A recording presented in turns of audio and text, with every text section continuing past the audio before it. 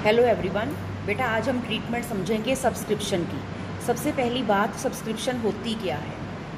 Subscription होती है वो फीस जो कि कोई भी क्लब अपने मेंबर से पर मंथ लेता है, तो वो उस क्लब की इनकम हो गई। ठीक है, जब वो रिसीव करेंगे तो उसकी क्या एंट्री करेंगे? कैश अकाउंट डेबिटेड या bank account debited to subscription, तो उसकी ये एंट्री पास होगी। ठीक है, तो ये क्रेडिट हो रही है, तो क्रेडिट या तो कोई इनकम होती है या लायबिलिटी होती है, पर ये रेवेन्यू रिसीट है। तो यहाँ पर आप क्या, सपोज ये रिसीट एंड पेमेंट अकाउंट आपका एक तरह से कैश बुक या कैश अकाउंट बैंक अकाउंट की रिप्लेसमेंट है।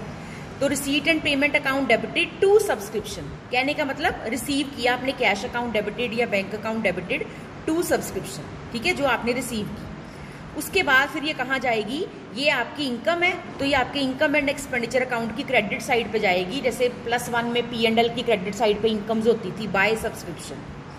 बैलेंस शीट में जाने की नौबत तब आएगी अगर सपोज करो फॉर एग्जांपल कि आपने इस साल रिसीव करनी थी सब्सक्रिप्शन 12 लाख, पर सपोज किसी ने नहीं दी, तो रिसीव अभी आपने सिर्फ 11 लाख ही की है। तो कैश टू सब्सक्रिप्शन अभी 11 लाख ही रिसीव हुई है, वो यहाँ आ गई इनकम साइड पर। वो 11 लाख जो आपका था इधर आ गया। ठीक है, और 1 लाख जो अभी आउटस्टैंडिंग है, तो वो आपकी एक तरह से आउटस्टैंडिंग इनकम हो गई। तो आउटस्टैंडिंग इनकम एसेट होती है, तो वो एसेट्स में जाएगी आउटस्टैंडिंग सब्सक्रिप्शन 1 लाख। अब एक मैचिंग रूल है, वो क्या कहता है, या एक्रूअल कंसेप्ट है, ये क्या कहते हैं कि जो करंट ईयर का एक्सपेंस या इनकम है उसकी पेमेंट हुई हो या इनकम रिसीव हुई हो या ना हुई हो, वो उस साल के एक्सपेंसेस और इनकम में काउंट जरूर होगी। मतलब उस साल के P&L में या उस साल के इनकम एक्सपेंडिचर अकाउंट में काउंट जरूर की जाएगी, वो इनकम रिसीव हुई हो या ना रिसीव हुई हो। इसी रूल को तो फॉलो करते हुए जब +1 में भी P&L अकाउंट बनाते थे, तो कोई अगर सैलरी आउटस्टैंडिंग है या वेजेस आउटस्टैंडिंग है, ठीक है, एक्सपेंस आउटस्टैंडिंग, चाहे कोई इनकम आउटस्टैंडिंग है, इंटरेस्ट आउटस्टैंडिंग है, कमीशन आउटस्टैंडिंग है, उसको ऐड करते थे। ऐड करने के पीछे लॉजिक क्या था? ऐड करने के पीछे ये लॉजिक था कि चाहे वो इनकम नहीं भी रिसीव हुई इस साल, अभी आउटस्टैंडिंग है तो इस साल की इनकम ना, तो इस साल की इनकम इस साल के अकाउंट में आपने शो जरूर करनी है इनकम्स में। तो इनकम में शो करनी है, तो मैं यहाँ पे प्लस करूंगी आउटस्टैंडिंग सब्सक्रिप्शन, कितनी? 1 लाख। तो इनकम में शो मैंने 12 लाख ही करना है, चाहे रिसीव मुझे 11 लाख हुई है। ये रूल +1 में ही आपने सीखा हुआ। ये तो हो गई आउटस्टैंडिंग सब्सक्रिप्शन की बात। ठीक है, अब अगर आउटस्टैंडिंग सब्सक्रिप्शन है तो सब्सक्रिप्शन रिसीव्ड इन एडवांस भी तो हो सकती है। अगर किसी ने सपोज करो कि नहीं दी सब्सक्रिप्शन, तो कोई पर्सन ऐसा भी तो हो सकता है कि उसने अगले साल की एडवांस में दे दी हो। ठीक है, तो सपोज करो कि इस साल की जो सब्सक्रिप्शन थी, ठीक, अब अगला एग्जांपल लेते हैं, रिसीट एंड पेमेंट अकाउंट। ठीक है, सपोज करो इस साल की सब्सक्रिप्शन, वैसे साल की सपोज 1 लाख पर मंथ सारे मेंबर से आ जाता है, तो 12 लाख थी, पर रिसीट एंड पेमेंट अकाउंट में टू सब्सक्रिप्शन आपने 13 लाख रिसीव किया। 13 लाख की, सपोज साल की 12 लाख थी, पर किसी मेंबर ने एडवांस दे दिया। अब जब आप इनकम एंड एक्सपेंडिचर अकाउंट बनाओगे, तो इनकम एंड एक्सपेंडिचर अकाउंट में बाय सब्सक्रिप्शन जब ये वाला ट्रांसफर होगा 13 लाख, तो ये तो गलत है। क्यों? क्योंकि ये जो 13 लाख आया, इसमें 1 लाख सब्सक्रिप्शन अगले साल का एडवांस आपने रिसीव कर लिया। तो रूल क्या है? करंट ईयर के P&L अकाउंट में या करंट ईयर के इनकम एक्सपेंडिचर अकाउंट में करंट ईयर की इनकम ही आनी चाहिए। अगले साल की इनकम कैसे आप इस साल में डाल दोगे? फिर आप लेस करोगे। सब्सक्रिप्शन रिसीव्ड इन एडवांस, कितनी? 1 लाख आपने एडवांस में रिसीव की है, तो यहाँ 12 लाख आ जाएगा। तो इनकम में हमने साल की इनकम 12 लाख थी, 12 लाख ही शो की इस केस में और 12 लाख ही शो की इस केस में। मतलब अगर आउटस्टैंडिंग थी तो आउटस्टैंडिंग प्लस करके करंट ईयर की इनकम 12 लाख थी, 12 लाख की शो की। और अगर बाय चांस 13 लाख रिसीव कर ली है, तो भी करंट ईयर की इनकम्स में करंट ईयर की इनकम ही आनी चाहिए, अगली पिछली नहीं। तो अगर 1 लाख फालतू रिसीव कर लिया था तो वो माइनस कर दिया एक, तो 12 लाख ही आया। फिर जब इस साल बैलेंस शीट बनेगी, तो कोई इनकम आप एडवांस में रिसीव कर लोगे, तो income received in advance liability होता है ना, क्योंकि कोई चीज क्रेडिट हो रही है, तो या तो वो इनकम होगी या वो लायबिलिटी होगी। तो 13 लाख क्रेडिट हुआ था, कैश टू सब्सक्रिप्शन कितना रिसीव किया था आपने? 13 लाख।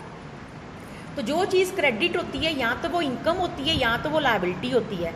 इसमें से 12 लाख तो इनकम में आ गया और जो 1 लाख क्रेडिट बच गया वो लायबिलिटी है। तो subscription received in advance liability side पे आएगी 1 लाख।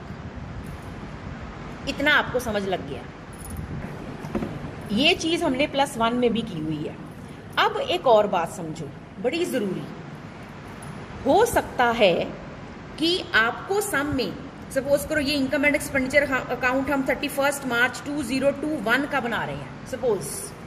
सपोज करो आपको सम में आउटस्टैंडिंग सब्सक्रिप्शन जो दी हुई है वो 31 मार्च 2020 की भी दी हुई है और 31 मार्च 2021 की भी दी हुई है। ये एडजस्टमेंट्स में दिया होता है ना आपको, जैसे +1 में ट्रायल बैलेंस के नीचे एडजस्टमेंट्स होती थी, है ना। +1 में ट्रायल बैलेंस के नीचे outstanding salary, prepaid salary, closing stock, provide depreciation, provide 10% on bad debt दी होती थी ना। ऐसे इस सम में भी आपको रिसीट एंड पेमेंट अकाउंट दिया होगा और उसके नीचे एडजस्टमेंट्स दी होंगी। सपोज करो आपको एडजस्टमेंट्स में दिया हुआ है कि 31 मार्च 2020, हम तो 21 बना रहे हैं ना, तो ये पिछले साल की आउटस्टैंडिंग है। सपोज करो पिछले साल की आउटस्टैंडिंग 10,000 थी और इस साल की आउटस्टैंडिंग 1 लाख है। 1 लाख ही थी ना इस साल की, क्योंकि 11 लाख रिसीव हुई थी और पिछले साल की आउटस्टैंडिंग 10,000 थी। अब क्या कि अगर सपोज करो कि ये जो सब्सक्रिप्शन 11 लाख है, वो कहते हैं इस सब्सक्रिप्शन में जो जब तक कुछ नहीं बताया हुआ ना, हमने ये मानना है कि पिछले साल जो आउटस्टैंडिंग था, या तो मेरे अब जो मैं लाइन बोलूंगी इसको बड़े ध्यान से सुनना। अगर सम में कुछ नहीं बताया और सम में पिछले साल की आउटस्टैंडिंग बताई हुई है, प्लीज मेरी लाइन ध्यान से सुनना। अगर सम में पिछले साल की आउटस्टैंडिंग सब्सक्रिप्शन बताई हुई है और रिसीट एंड पेमेंट अकाउंट में सिर्फ लिखा है 2 सब्सक्रिप्शन, इसमें ये नहीं अलग अलग डिवाइड किया कि इस 11 लाख में क्या पिछले साल का भी कुछ बैलेंस रिसीव किया है जो पिछले साल की आउटस्टैंडिंग थी, या अगले साल का भी कुछ एडवांस रिसीव किया है। कोई डिटेल मेंशन नहीं है, बस मेंशन्ड है 11 लाख। तो आपने ये ऑटोमेटिकली अज्यूम कर लेना है कि ये जो 11 लाख रिसीव हुआ है ना, पिछले साल का आउटस्टैंडिंग रिसीव हो गया होगा। ये आपने ऑटोमेटिकली अज्यूम कर लेना है, जब तक कि सम में स्पेशली ना कहें कि पिछले साल का आउटस्टैंडिंग रिसीव नहीं हुआ। कोई ऐसा टीठ बंदा था कि पिछले साल भी उसने पैसे नहीं दिए और इस साल भी उसने पैसे नहीं दिए, जब तक स्पेशली सम में मेंशन नहीं होगा कि पिछले साल का आउटस्टैंडिंग अमाउंट अभी तक रिसीव नहीं हुआ, तब तक आपने अगर सम में पिछले साल का आउटस्टैंडिंग बताया है, आपने ये ऑटोमेटिकली अज्यूम कर लेना है कि पिछले साल का आउटस्टैंडिंग तो रिसीव हो ही गया होगा। ऐसा कौन ठीक होगा कि जिसने 2 साल हो गए पैसे ना दिए हों। आपने ये अपने आप अज्यूम कर लेना है। अब जब बेटा यहाँ पे सब्सक्रिप्शन 11 लाख लिखी है और आपने अपने आप ही अज्यूम कर लिया कि इस 11 लाख में पिछले साल का आउटस्टैंडिंग 10,000 भी इंक्लूडेड है, तो अगर पिछले साल का 10,000 भी इंक्लूडेड है तो अब मेरी बात ध्यान से सुनो, तो इसका मतलब ये हुआ कि अगर पिछले साल का आउटस्टैंडिंग इसमें इंक्लूडेड है, तो यहां पर जब मैं 11 लाख लिखूंगी, रूल क्या कहता है, इनकम एंड एक्सपेंडिचर अकाउंट में सिर्फ करंट ईयर की इनकम आनी चाहिए, अगले साल की भी नहीं और जो पिछला साल बीत गया उसकी भी नहीं, ना अगले की ना पिछले की, सिर्फ 2021 की, ना 2022 की ना 2020 की। तो हम तो ये ज्यूम कर रहे हैं कि इस 11 लाख के अंदर ये 10,000 भी रिसीव हो चुका हुआ है। अगर ये रिसीव हो चुका हुआ है तो आप क्या करोगे, लेस आउटस्टैंडिंग ऑफ 2020, पिछले साल का आउटस्टैंडिंग 10,000 माइनस करोगे। क्यों माइनस करोगे? पिछले साल का आउटस्टैंडिंग अमाउंट मैं इस साल में क्यों लूं?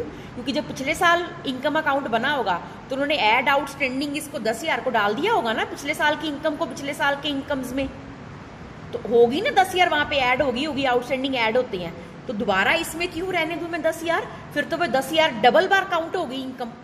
पिछले साल की इनकम में मैंने इसको प्लस कर दिया होगा ऐड आउटस्टैंडिंग, और इस साल भी अगर इसको 11 लाख के अंदर ही रहने दूंगी तो फिर तो ये 10,000 2 बार इनकम्स में आ गया, वो गलत है।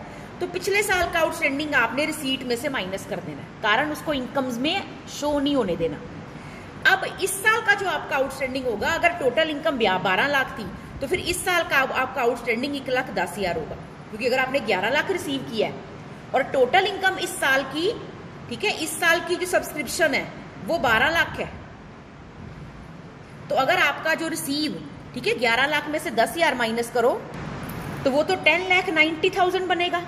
तो अगर 10,90,000 बनेगा जो कि आपने रिसीव किया है इस साल, ठीक है, तो फिर 12 लाख टोटल इनकम आपको सम में बताई है कि पूरे साल में इनको 12 लाख रिसीव होता है, तो दैट मीन्स आउटस्टैंडिंग कितना रह गया? 1,10,000। तो 1,10,000 इस साल का आउटस्टैंडिंग है। तो जो 1,10,000 इस साल का आउटस्टैंडिंग है वो आप ऐड करोगे। इस साल का आउटस्टैंडिंग तो ऐड करना ना 1,10,000। तो यहां पे कितना शो होगा? करंट ईयर की इनकम में शो तो 12 लाख ही होगा ना। और अब बैलेंस शीट में आपकी आउटस्टैंडिंग सब्सक्रिप्शन कितनी आएगी?